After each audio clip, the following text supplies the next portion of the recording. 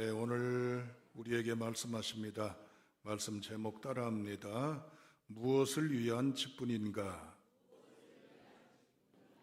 그렇습니다. 어느 가정주부가 길을 가다가 깜짝 놀라는 한 사람과 이제 직면을 했어요. 그냥 놀라면서 달려가서 껴안고 펄쩍펄쩍 뛰며 난립니다. 왜냐? 여고 동창생을 길에서 만난 거예요. 어머 웬일이니 웬일이냐면서 어찌할 바를 몰라요. 지집의 얼굴 좋아졌다. 너 보기에 좋구나. 막 서로 주위 사람들의 시선을 의식하지 않고 호들갑스럽게 격하게 서로 인사를 나눕니다. 그러다가 만난 친구가 이 주부에게 말합니다. 너 그 소식 들었어? 무슨 소식? 아이 글쎄 우리 고등학교 때 3학년 때 담임 선생님 담탱이 있잖아. 그래 수학 선생님이었잖아. 돌아가셨대. 이 말을 듣고 보니까 충격을 받아야 되는데 그래 해놓고는 표정이 씁쓸한 거예요. 왜냐? 이 수학 선생님이면서 담임 선생님이었던 이 선생님은 이 가정주부를 유독 혼내키기를 무던히 혼내켰어요. 책망하고 혼내키고 벌 주고 때로는 이제는 종아리도 회초리도 때리고. 그러니 감정이 안 좋아요. 여고 시절을 생각하면 이 선생님에 대해서 별로 좋지를 않는데 돌아가셨다고 그러니까 뭐 안 됐긴 했지만 뭐 그저 그렇지라고 하고 그냥 지나갔습니다. 그런데 이 친구가 하는 말이 너 그거 아니? 아니 또 뭘? 담임 선생님 탁자에 우리 반 아이들의 사진이 있었잖아. 그래 있었지. 근데 너하고 누구 얼굴에만 동그라미로 색연필을 칠해놓은 거 너 아냐? 그러니까 이 가정주부가 듣고 역시 나를 찍었으니까 내가 찍혔으니까 나한테 그렇게 했지라고 생각을 하고 더더욱 기분이 좋지를 않아요. 집으로 돌아왔습니다. 며칠 뒤에 옛날에 있었던 오래된 책들을 좀 버려야 되겠다 싶어서 정리를 하다가 책장에 꽂혀 있는지도 몰랐어요. 책을 정리하다가 이제는 눈에 띄는 한 책이 있었습니다. 여고 다닐 때 교지입니다. 학교에서 매년마다 발간하는 잡지 있잖아요. 그래서 이제는 옛날 여고 시절의 교지이니까 이렇게 쭉 훑어보기 시작했습니다. 그러다가 딱 시선이 멈췄어요. 바로 본인에게는 좋지 않은 감정을 가진 담임 선생님이면서 수학 선생님이었던 바로 그분이 쓴 글입니다. 제목이 동그라미 선생님이라는 제목입니다. 읽어가다가 이 부분에 그만 멈추고 울음을 터뜨리게 됐어요. 제가 인용을 하고자 합니다. 나는 수학의 수많은 기호 중에서 동그라미를 가장 좋아합니다. 이 원만하고 뭐가 없는 둥금은 내가 나의 제자들에게 기대하는 인격의 최종 목표입니다.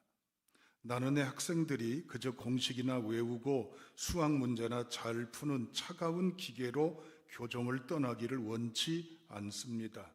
나는 그들이 동그라미처럼 모난 곳 없이 타인을 품어내는 둥글고 원만한 인격의 소유자로 세상에 나아가는 것을 보고 싶습니다. 어떻게 생각하세요? 이 가정주부는 털썩 주저앉아서 엉엉 울기 시작을 해요. 왜냐? 그때 이 가정주부는요, 폭주기관차처럼 지냈습니다. 거칠고 모나고 싸납고 늘 문제아처럼 반의 걸림돌처럼 비춰졌던 아이예요.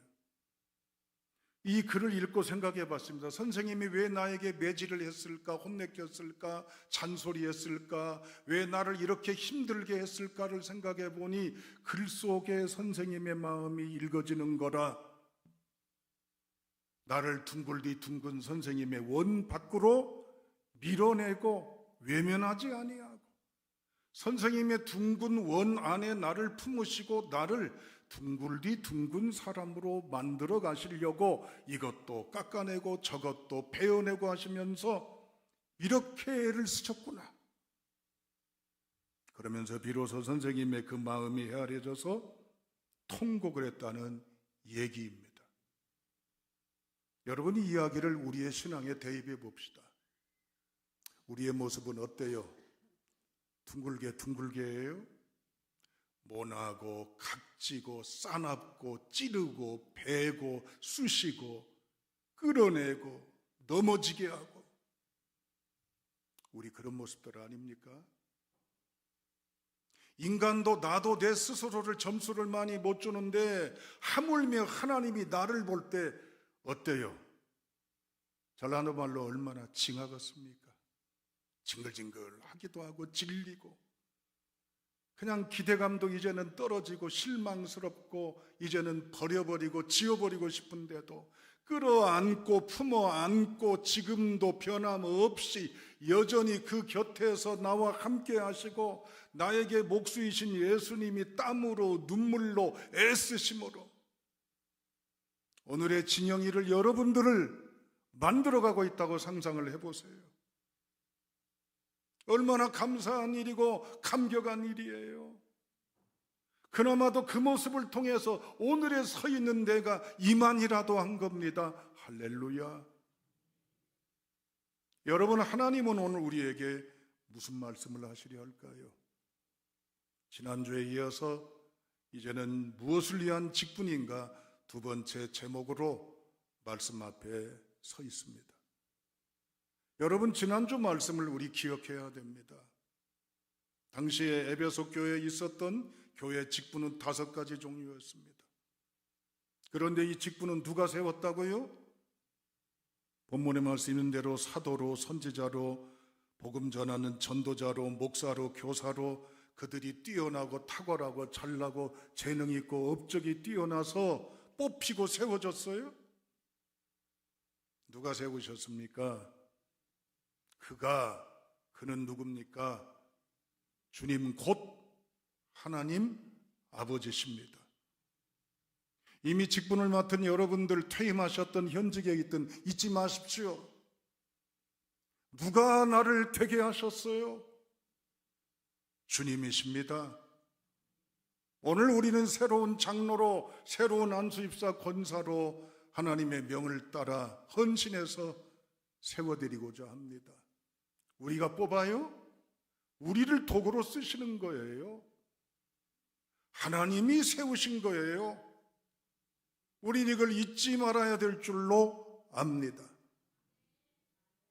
두 번째는 어떤 사람은 사도로, 어떤 사람은 선지자로, 어떤 사람은 복음 전하는 자로, 어떤 사람은 목사로, 어떤 사람은 교사로라고 했어요. 여기서 어떤 사람이라고 말하는 것은 우열을 말하는 게 아니에요. 교회에서 넘버1이 목사고, 넘버2가 장로고, 넘버3가 안수집사고, 넘버4가 권사예요? 어느 공동체든지 우열, 직분, 서열이 있지만 여기서 어떤이란 말이 붙은 건 뭐예요? 모두가 다 귀하다, 중하다, 값지다, 아름답다는 얘기입니다. 할렐루야. 예수 안에는 다 소중한 존재들입니다. 특권의식이 아니라 기능의식이요. 사도로 세움받은 사람은 사도 역할을 하면 되는 거고, 선지자로 세움받은 사람은 선지자 역할을 하면 되는 거고, 전도자로 세움받은 사람은 전도자 역할을 하면 되는 거고, 목사는 목사대로, 교사는 교사대로 제각각 직능, 기능, 역할을 하도록 세워졌지 특권이 우열이 아니라는 거예요. 그러면서 오늘 우리는 지난주에 놓쳤던 오늘 11절 끝부분의 말씀을 상고하면서 12절로 두 번째 시간으로 이어지고자 합니다. 다시 한번 우리 다 같이 11절 말씀을 읽겠습니다. 시작. 그가 어떤 사람은 사도로, 어떤 사람은 선지자로, 어떤 사람은 복음 전하는 자로, 어떤 사람은 목사와 교사로 삼으셨으니 라는 말입니다. 중요한 것이 끝에 있습니다. 삼으셨으니. 이 말이 무슨 말일까요? 이 말을 이렇게 그림 언어로 풀어서 설명을 드리겠습니다. 여러분이 누군가로부터 선물을 받았어요. 이제 예쁘게 포장되어 있는 작든 크든 선물함이 내게 건네집니다. 갑작스러운 선물, 예상치 않았던 선물에 흥분도, 충격도, 당황도, 설레임도 감정이 묘하겠죠. 이 선물을 할 때는 선물을 건네주는 사람이, 받는 사람이 원하는, 받아서 좋은 걸로 주겠죠. 돈이면 돈, 금은 보석이면 금은 보석, 아니면 여러 가지 화장품, 뭐 이런저런 내용물들이 있겠죠. 삼으셨으니, 이 말은 따라합니다. 선물, 그 뜻이에요. 여러분, 선물 포장지를 풀어봤네요. 그랬더니 오해하지 말고 들으세요. 칼이 나왔습니다. 도끼가 나왔어요. 미안합니다. 직설적인 표현이라 똥이 들어있어요. 온갖 구토물이 들어있고 쓰레기 더미가 있어요. 여러분, 이게 선물이에요? 이건 선물 아니죠.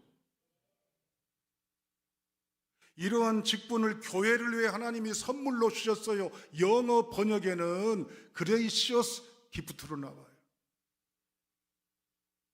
삼으셨으니 이 말 뜻은 뭔 줄 아세요? 은혜의 선물이다, 그 말이에요.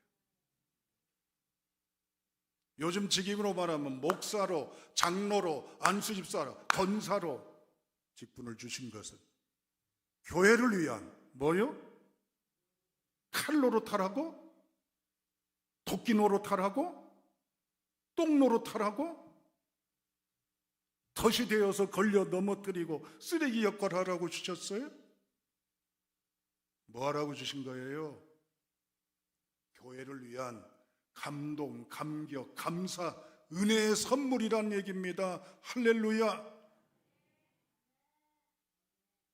그 사람이 그럴 줄 몰랐는데 풀어보니까 선물인 줄 알았더니 알고 보니까, 지나고 보니까 뭐요? 흉기가 될 줄 누가 알아요? 교회를 빠뜨리는 함정자가 될 줄 누가 알아요? 사람들에게 수많은 상처를 준 사람이 될 줄 누가 알아요? 그러나 알고 보니까 치유의 반창고요, 따뜻한 사랑의 이제는 손이요, 아름다운 헌신의 감동이요, 감격적인 은혜의 권세의 선물이라면 얼마나 복이 있겠습니까? 저도 오늘 설교 준비하며 사실 많이 부끄럽고 늘 매주마다 늘상 그렇지만 하나님 앞에 면목이 없어요. 너 네 목사 이 세광교회 준 선물인데 또 얼마나 잘하고 있냐라고 자꾸 되물음이 오기 때문에 결코 저는 잘하고 있다고 스스로 고백할 수가 없네요. 우리 같이 다짐해 보십시다. 은퇴하셨던 현직에 있던 직분은 이 교회를 위한 하나님의 선물이 되어야 될 줄로 압니다. 우리는 하나님의 선물로 역할을 하도록 뽑고자 오늘 이 자리에 있어요. 마태복음 5장 12절에 보면 예수님은 제자들에게 귀한 말씀을 하십니다. 영광, 세상의 소금 되어라. 13절, 세상의 빛 되어라 말씀하셔요. 여러분, 소금 되어라고 할 때는 단순히 맛내기 조미료가 아니에요. 음식물을 썩지 않도록 하는 방부 역할을 하는 것이 아닙니다. 유대의 문화의 관점에서 봐야 됩니다. 여러 차례 말씀을 드렸습니다. 유대인들은요, 사막 지역에 살다 보니까 땔감, 나무 이런 연료들이 풍성하지 않다고 그랬어요. 그런데도 짐승들을 먹이면 짐승들이 이러한 풀을 뜯고 하면서 변을 봅니다. 그러면 변 속에 풀이 섞여져 있죠. 그걸 말리면 어떻게 돼요? 연료감이 됩니다. 그러나 메마른 이 연료감의 짐승들의 이 변을 갖다가 그냥 불씨를 붙인다고 되는 게 아니라고 그랬죠. 밑바닥에 뭘 깔아요? 소금을 깔아요. 왜 깔아요? 불을 붙이면 소금이 뭐가 되는 거예요? 불쏘시개가 되는 거예요. 할렐루야. 주님은 저와 여러분들을 이 세상에 보낼 때 불쏘시개가 되라고 보내신 거예요.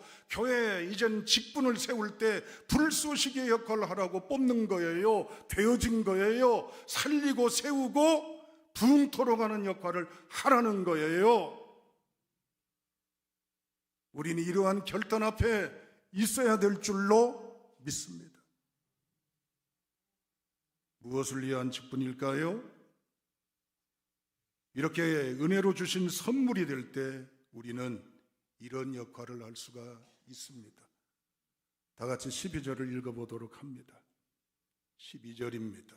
시작. 이는 성도를 온전하게 하여 봉사의 일을 하게 하며 그리스도의 몸을 세우려 하심이라. 아멘. 이는 앞에 말에 이어지는 연장이죠. 이렇게 됐으니 이렇게 하라는 직분에 대한 대명령 세 가지를 얘기합니다. 첫째, 성도를 온전하게 하라. 둘째, 봉사의 일을 하게 하라. 셋째, 그리스도의 몸을 세우라.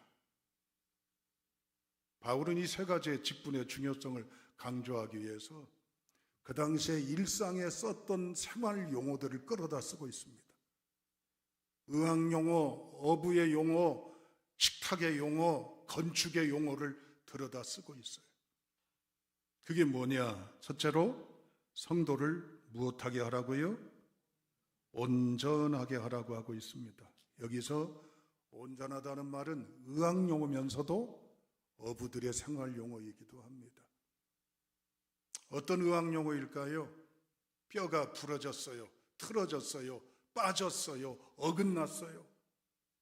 그럼 이거 어떻게 해야 돼요? 그렇죠, 맞춰야죠. 바로 잡아야죠. 그래서 뼈가 제 자리에, 제 위치에 있도록 해야 할 거 아니에요. 그렇죠? 그게 온전하게 하라는 뜻이에요. 어부들의 용어는 뭘까요? 고기잡이에 그물을 던졌어요. 여러 가지 이제는 바위라든지 여러 날카로운 것에 걸린다든지 엉킨다든지 그러면 찢어지고 해지고 그러면 불필요한 것들이 이제는 걸리면 다 제거하고 구멍 뚫린 총 맞은 것처럼 구멍 뚫린 그물을 어떻게 해야 돼요? 기워야 될 거 아니에요. 이게 온전하라는 거예요. 우리 오늘 이 자리에 저도 그렇고 여러분도 함께 모였습니다. 여러분들 속 얘기 툭 털어놓고 얘기하면 아무 걱정, 근심, 염려, 상처, 외로움, 괴로움 없는 사람이 있을까요?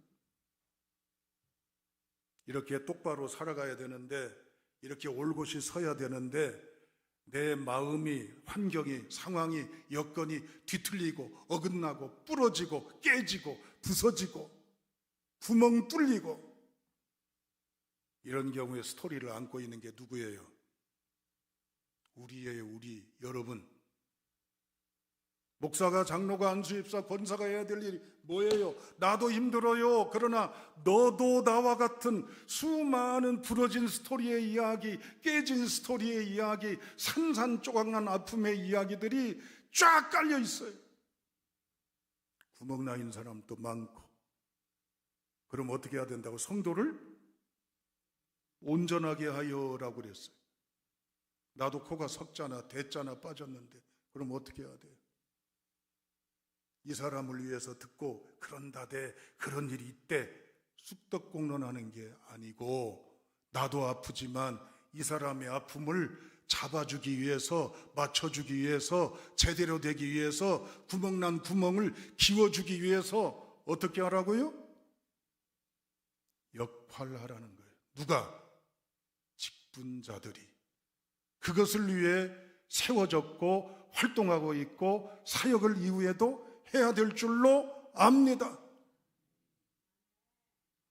여러분, 직분은 이제는 여러분 아시다시피 나의 승리의 금자탑이 아닙니다. 내가 애쓴 승진, 진급, 때로는 이제는 높이 올라와 있는 업적이 아니란 말이에요. 교회가 안타깝게도 직임과 직분을 맡는 걸 세상적인 관점에서 보고 있습니다.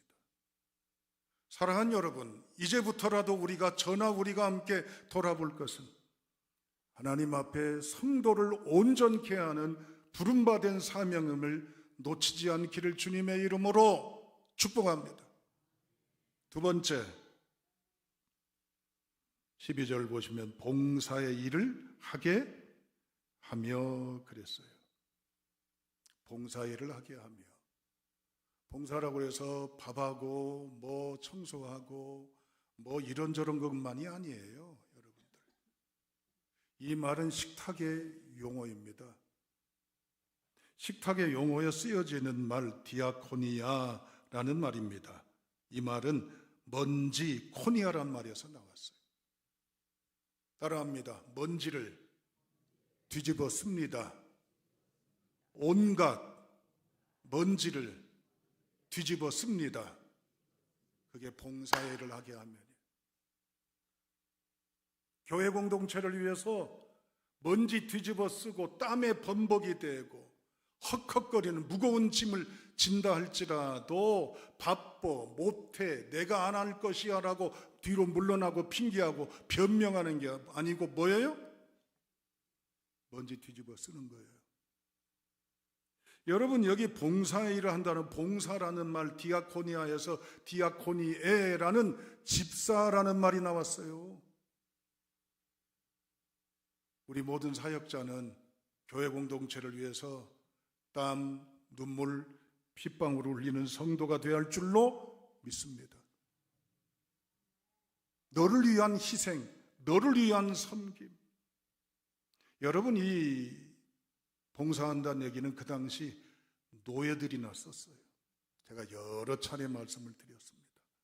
섬긴다는 말은 구약의 아밧이라고 합니다. 하나님께 예배한다, 절한다, 섬긴다 그런 뜻인데 얼마나 좋다고 그랬습니까? 의미가 구약에 한 1000번 정도 쓰였다고 그랬어요. 그러면 신약시대에 오면 이 좋은 의미는 더 확장돼야 할까요? 더 많이 써야 될 거 아니에요. 그런데 확 10분의 1로 줄어서 100번 정도밖에 안 쓰였어요. 왜 그럴까요? 신약시대에는 이 섬긴단 말은 종들이나 노예들이나 허드렛이라는 사람들이나 적용이 됩니다. 섬긴단 말 꺼냈다간 미안합니다. 칼부림 나요. 섬긴다는 말 꺼냈다간 큰 싸움 납니다. 왜냐? 노예 취급하는 것이니까. 그런데 이 말을 선포하는 분이 계십니다. 내가 이 땅에 온 것은 섬김을 받으려 한 것이 온 것이 아니라 섬기려 하고 많은 사람을 위해 나의 모든 걸 내어주는 제물로 드려지기 위해서 이 땅에 오셨어요. 누가? 예수 그리스도가. 마가복음 10장 45절. 우린 그 주님 가신 뒤를 따라가잖아요. 직분은 교회에서 상층부에 올라서 있는 권위가 아니요. 우리 모두가 다 먼지구대기 둘러쓰고 교회 공동체를 위해서 애쓰고 수고하고자 원하는 열정과 영성이 우리 가운데 있어야 될 줄로 믿습니다. 오늘 찬양대원들이 찬양을 할 때 악보를 보고 했어요. 물론 연주도 마찬가지고. 그러나 저는 음악은 잘 모르지만 거기에 스타카토가 있고 레가토가 있어요. 스타카토는 뭐예요? 음을 딱딱 끊어서 핵심을 주어서 강조하는 거예요. 인생에는 스타카토 인생들이 많습니다. 나 이런 사람이야, 나 돈 많아, 나 이래, 나 이런 학벌이야, 나 이런 출신이야. 얼마나 도드라지고 본인이 강조가 돼요. 레가토는 뭐예요? 음과 음을 이어가는 이음줄이죠. 그래서 음을 딱딱 소리내지 아니하고 이어서 연결해서 끊어지지 않게 하는 거지 않습니까? 교회 사역은 도드라지고 독보적으로 강조하고 권위적이고 지배적이고 이제는 위에 서는 자리가 아니라 내려가서 섬기고 먼지구데기 뒤집어 쓰는 걸 즐거워하고 내 시간, 건강, 물질, 재능을 위해 너를 위해 우리를 위해 모두를 위해 살아가는 걸 웃을 줄 아는 직임이 바로 성직인 줄로 믿습니다. 마지막 세 번째 12절 말씀 한 번 더 읽어보지요. 12절입니다. 시작. 이는 성도를 온전하게 하여 봉사의 일을 하게 하며 그리스도의 몸을 세우려 하십니다. 건축 용어를 빌려 썼습니다. 굳이 원어로 말하면 오이코도메라는 말입니다. 이 말은 무슨 말이에요? 건물을 세울 때 맨 땅에 물론 기초 토대를 튼튼히 하죠. 그럴 때 진흙을, 흙더미를, 자갈을, 이것저것 잡초투성이를 갖다가 범벅을 해가지고 벽돌을 만들듯 하나 쌓아 올라가는 걸 세운다는 얘기입니다. 여러분, 세울 때 맨 바닥은 자기의 털을 제공을 하는 거예요. 요즘 말로 말하면 우리 어깨를 딛고 올라서라는 얘기입니다. 내가 디딤돌이 될 테니까 나를 디디고 세워가라고 하는 게 뭐요? 교회를, 그리스도의 몸을 세운다는 얘기예요. 여러분, 교회 공동체의 직분은 바로 뭘까요? 나를 딛고 누군가가 올라서고, 나를 딛고 누군가가 나아지고, 나를 딛고 누군가가 좋아지는데 억울해하지도 않고 이제는 가슴에 한이 맺히지도 하지 아니하는 피스메이커 역할이 바로 그리스도의 몸을 세운다는 얘기입니다. 할렐루야. 여러분, 세상은요, 세우려고 하는 것이 아니라 세운 사람을 밟고 서야 돼요. 빨리, 먼저, 수단 방법 안 가리고. 그러나 교회는 바보처럼 내 어깨 밟고 올라서, 내가 받쳐줄 테니까 올라서 나를 이제는 밟고 이어나가라고 원하는 게 교회의 직분인 줄로 압니다. 어떤 나그네가 길을 가는데 할아버지 한 분이 아까부터 희한한 일을 하고 있는 걸 보게 됐어요. 허리가 구부러진 노인네가 길 가장자리에 무슨 나무를 심고 있는 겁니다. 더운 때 말이죠. 다가서서 물어봅니다. 할아버지, 무슨 나무를 심고 계시는데 할아버지 땅에 심으시는 거예요? 그랬더니 아니, 내 땅이 아니야. 누구 땅인데요? 아니, 길 가니까 지나가는 사람들에게 도움되라고 나무를 심지. 아니, 무슨 나무인데요? 사과나무야. 아니, 할아버지, 사과나무 심어서 당장에 따드실 것도 아닌데 뭐하러 사과나무를 심으십니까? 이 사과가 맺으려면 7년 이상이 걸리겠지? 그러나 누군가가 길 가는 나그네가 됐든 애들이 됐든 동네 사람들이 됐든 지나가다가 이 사과나무에 맺은 사과 열매를 따먹는다면 나는 그것이 행복이야. 나는 옛적에 누군가가 심었을 사과나무에 사과를 따먹고 지냈던 어린 시절의 기억이 있고, 내 앞날의 인생에 얼마 살지 모르지만 내 이후에 누군가가 이 일을, 결실을 따먹음을, 행복을 누린다면 나는 그걸로 만족하겠다고 고백을 한 겁니다. 자, 이제 결론입니다. 우리는 이미 직분을 받은 사람들입니다. 혹여라도 여러분 오해하지 않기를 바랍니다. 에이, 나에겐 해당이 안 되는 소리야. 이제 새롭게 될 사람들이 들어야지. 아니요. 우리는 이 원리, 하나님의 디자인 설계도, 하나님의 원칙에 어긋나서는 안 됩니다. 이제 마지막 물어보겠습니다. 누가 나를 세워주셨어요? 주님이 세워주신 것 맞습니까? 나는 나의 허락받은 직임을 어떻게 보십니까? 대충 적당히 그럭저럭 하면 될까요? 하나님이 귀하게 여기시는 직분입니다. 내 자신도 귀하게 여길 줄 알기를 바랍니다. 하나님은 무엇 때문에 나에게 직분자가 되게 하셨을까요? 교회 선물대라고 하신 거예요. 교회의 뼈를 맞추라고 하신 것이고, 구멍난 그물을 키워보라고 우리에게 주신 위대한 교회를 위한 선물임을 잊지 않기를 바랍니다. 두 번째는 봉사일을 하게 하라고 그랬습니다.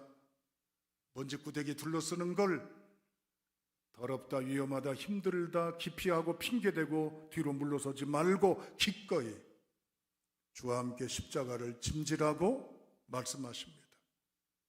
마지막 세 번째는 하나님께서 이제는 미래를 위해, 후세대를 위해 귀한 디딤돌 또한 내주는 어깨로 교회를 세워가라고 말씀하십니다. 오늘 주님은 이 설계 도면에 따라 필요한 일꾼을 부르고 계십니다. 결과가 어느 분일진 몰라도 앞선 우리도 이 말씀의 원리에 대입해서 다시 한번 영적 검진을 하시고 새롭게 탄생될 분들도 이 말씀의 원리에 서서 누구를 위한 무엇을 위한 직분인가를 결단하시고 하나님 앞에 새롭게 일어서 나가시는 우리 순천세관교회 전 성도들이 되시길 주님의 이름으로 축원합니다.